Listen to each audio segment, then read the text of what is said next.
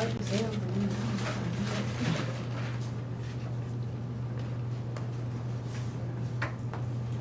How many people in here play video games on a phone, a handheld console, a PC, or a home console? Video games have been a part of modern culture since the early 80s, and it's kind of gotten a reputation as just a mindless form of entertainment, or at most, just a hobby. And lately it's gotten a bad reputation as making people violent or stupid. But a lot of people don't know that video games actually have a lot of really useful and beneficial real-world applications. First, I'll just go into the more obvious thing that video games are a really great bonding experience. When I was a child, and even now, I'd always play video games with my brother. We would wake up on Saturday and we would play games, and it was a great way to just spend time with him.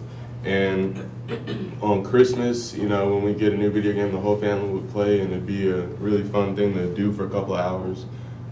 We all have fun sitting around the TV, playing a GameCube, or now playing with the Kinect on the Xbox.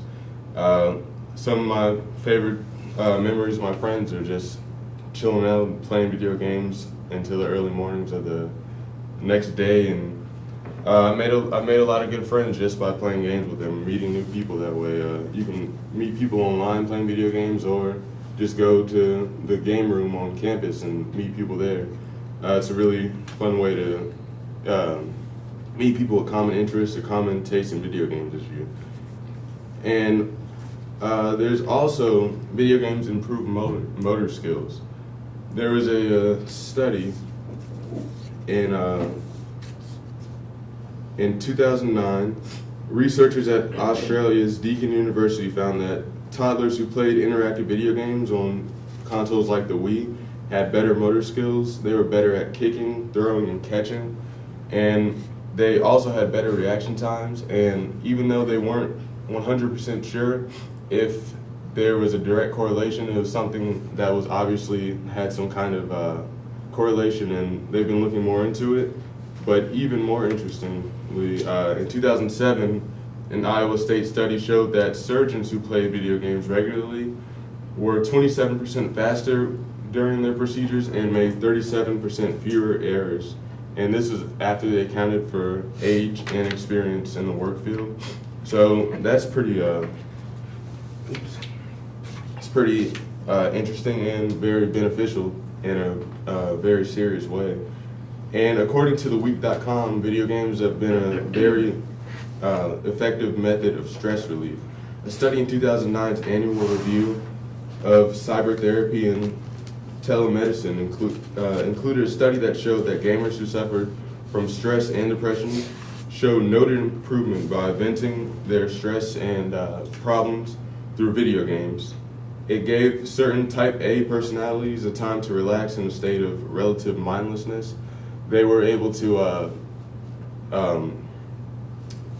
vent their problems through video games, kind of an escape for their issues, because they could immerse themselves in something other than the world around them, the stress that was being caused by things around them. Video games are also a great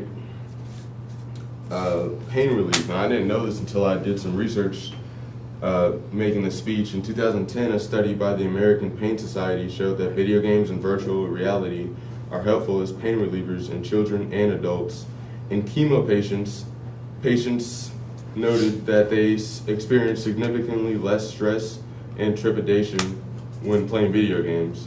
And in burn patients, pain ratings decreased by 30 to 50%, because when they're playing video games, especially exciting video games, it produces adrenaline in the body, which is known to reduce pain, as well as it just kind of takes their focus off their pain by focusing their senses on other things around them, like the video game that they're playing. They kind of get immersed into that, and their body is focusing more on the video game than the actual pain that they're in.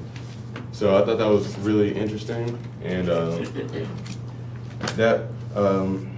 when people play video games, they should just remember that it's not just a mindless form of entertainment, and can be used for a lot of real-world applications like that.